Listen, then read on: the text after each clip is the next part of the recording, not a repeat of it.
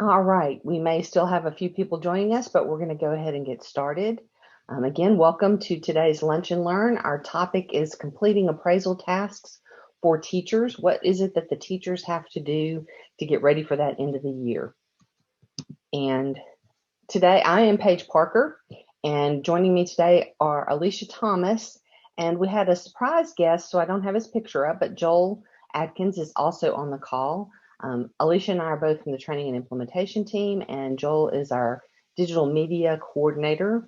I may have said his title wrong, but they're going to be helping to answer questions as we go through the webinar today.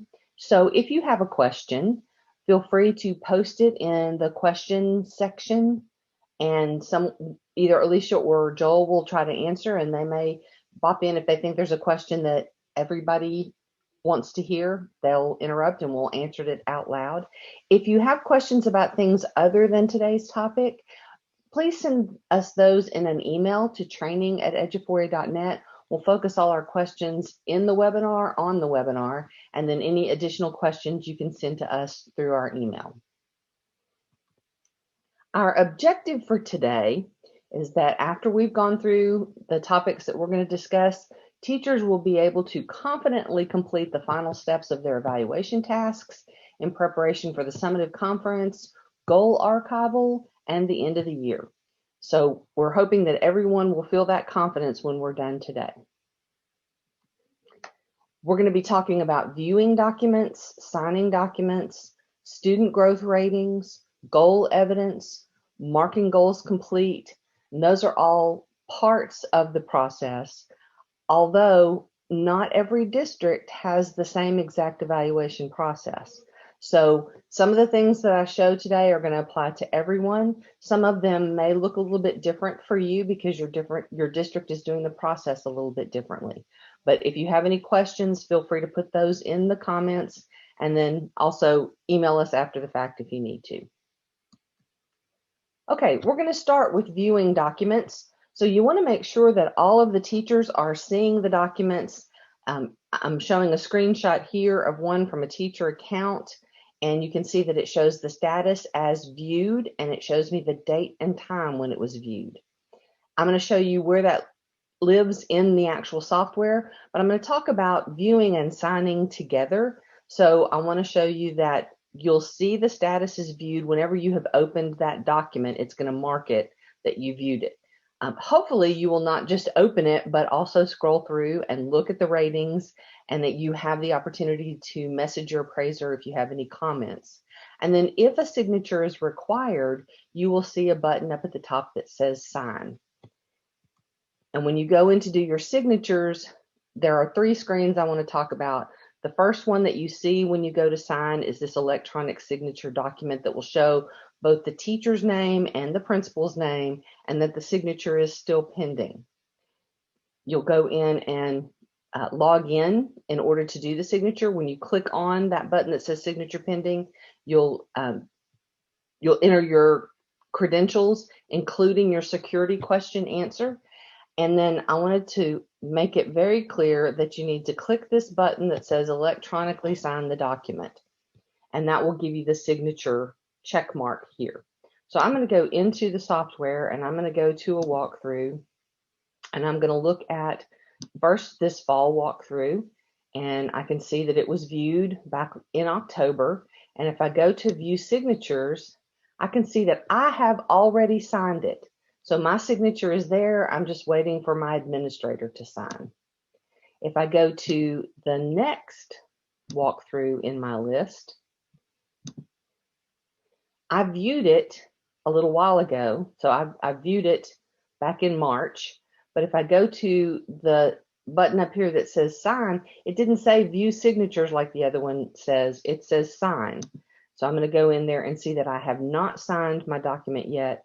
I would click on my name, get my information here. So I'm going to put in my email address.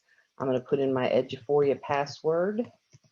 And then I'm going to type in my question, because it shows me the question that I selected, and I'll type in the answer to that question. And then again, I want to make sure that I hit the electronically signed document button not the enter key or anything else. I want to click on that button. So that's the process that I'm going to go through, is typing my username, my password, and my security question, and then it's going to show that that document is signed. If, when I click on the button that says sign, if I'm like Bubba over here, and I'm going to go in and look at his walkthrough, and he's ready to sign it, he gets a message that says invalid profiles for signatures. And what that means is that somebody, either the teacher or their appraiser, has not set up their profile with the security question and answer. And if that question and answer doesn't exist, then neither party is able to sign. So it's hard to tell here whether it's the teacher who hasn't set their profile or the appraiser.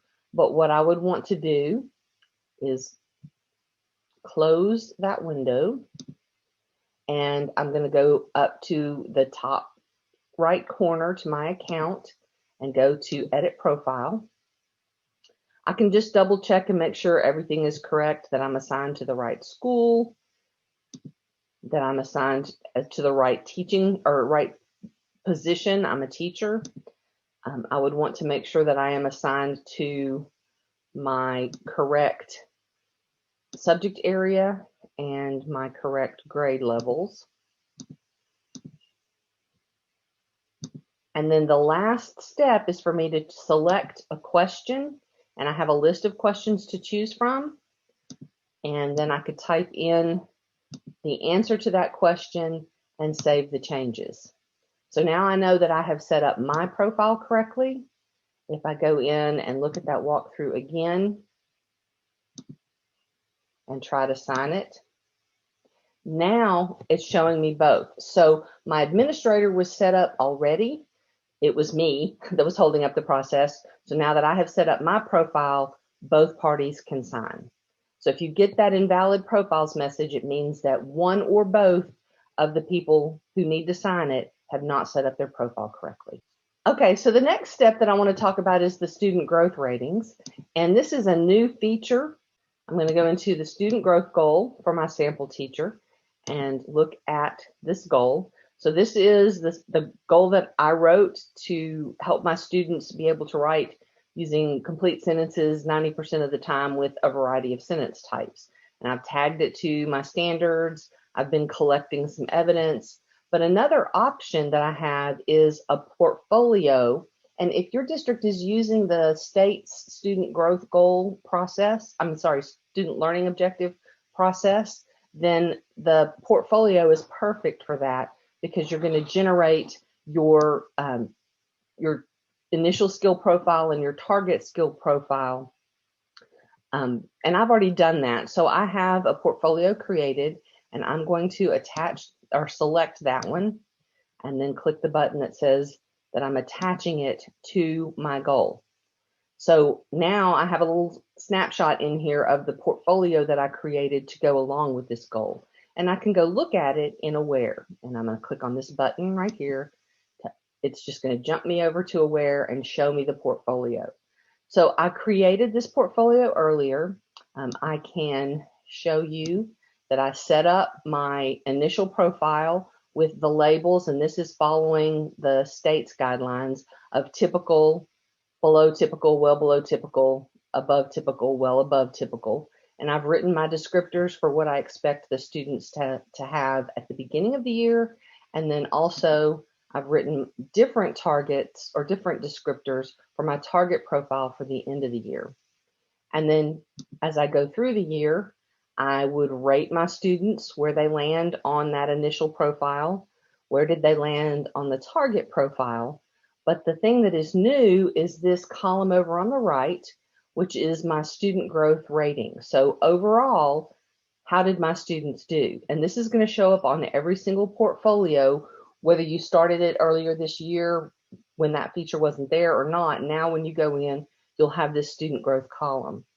And so what I'm going to do is look at my students, and I'm going to see, okay, Amanda was typical at the beginning of the year, and she was typical at the end of the year, but my descriptors for typical at the beginning and typical at the end include a year's growth.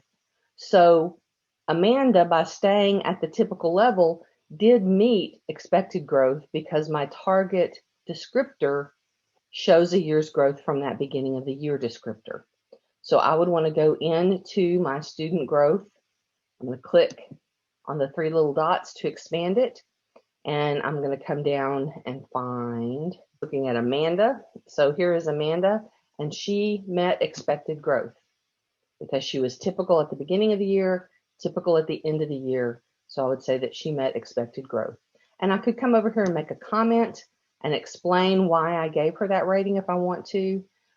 But I would want to go through and for each of my students, look at, and I'm going to close my student growth. I would want to look at each student and say, Molly also met expected growth. So I would want to go in and set that. So I'd look at each one of my students and give them the rating that they need to have. I want to make sure that I put that in at the end of the year because that's going to be included in two places. When I go back to my student growth goal and I expand my portfolio snapshot, I'm going to see those ratings that I put in here as part of that snapshot. So I can see the number of students, and I have 9 students I still haven't scored yet, but I have 1 that did not grow so far, 2 that met expected growth, and 2 that exceeded expected growth. So I'll be able to see those numbers there, and then those numbers also get included in a report that can be generated. So if your district is using the portfolio snapshot, make sure that you go back over to Aware and look and see that that portfolio now has an additional column for student growth that you want to complete. And you'll be looking at the initial and target and any other milestones that you might have to determine if those students met, exceeded, or did not grow. Okay, next I want to talk a little bit about goal evidence. So I'm going to go back over to my student growth goal. And both in the student growth goal and in the professional goal, I have the ability to add evidence down at the bottom. And this evidence is a great place for teachers to write in their rationale statement for a student growth goal. It's also a great place for them to put in any of that body of evidence that they're using to determine the initial skill profile or the target skill profile. And they can add evidence in a variety of types. So I can add in a text box where I just write in the information that I want to add. And that's what I would use for the rationale for my student growth goal, is I would use a text box and add it in there. I can also do a file upload. So if I have a screenshot of some student work, or if I have a report from Aware that I want to include as evidence of my student growth goal, I could do a file upload and add that in there. I could do a link if I have something on my website, or if I have attended professional development and your district is using our professional development piece, then it's going to show me all the courses that I have attended, and I can determine which one applies to this particular goal. And then I can write a description where I would reflect and talk about what I learned and how I used it. That's true for the student growth goal, and it's also a part of the professional goal. So when I return to the evaluation process and look at that professional goal, I can add evidence there as well. So I have the same ability for both my professional and student growth goals to put evidence in there. And I want to include that evidence before I go to my summative conference, because my appraiser can see that in the summative panel. And when they're making the overall determination about my summative ratings, I want them to have all of that evidence available to them. I did list here the 4 types of evidence, again, text, file upload, link, or workshops. So next I want to talk about marking goals complete. And this is the step that you're going to take before you go into the summative conference. So I'm going to go back to my professional goal. This one is approved. The others were not submitted yet. So I have had this goal approved. I can see the status of my goal here, and I can also see it when I'm looking at the main list of my goals. But this one, my principal, my appraiser has approved, and I've been working and I've added evidence. And now I'm at the end of the year, and I think I'm done with my goal. Before I go to my summative conference, if I think I have completed it, I'm going to click this button that says complete. And when I say I think, yes, I have accomplished this goal. Then the complete button goes away, and now I have an archive button. I'm not going to click that yet because the archive button doesn't get clicked until after the summative conference, when both the appraiser and the teacher have discussed this. The appraiser can see that I've marked my goal complete, and see the status has changed here, and the appraiser can see that as well. And they can look over the evidence and determine whether or not they agree with me. If they agree that, yes, I have met the criteria that I set up as my success criteria at the beginning, and I have completed my goal, then either the principal can archive, because they have that button as well, or they can direct me to archive, and I can click that button, and then I'm archived and done for the end of the year. But if my administrator says, no, I don't think you have completed all of the things that we said you were going to do, then I can reopen this goal, which takes it back to a state where I can work on it. It is not completed any longer. And I can go in and edit my dates. So I'm going to say I want to edit approved goal. And I'm going to change my target completion date to sometime next year and give myself some more time to continue working on this goal.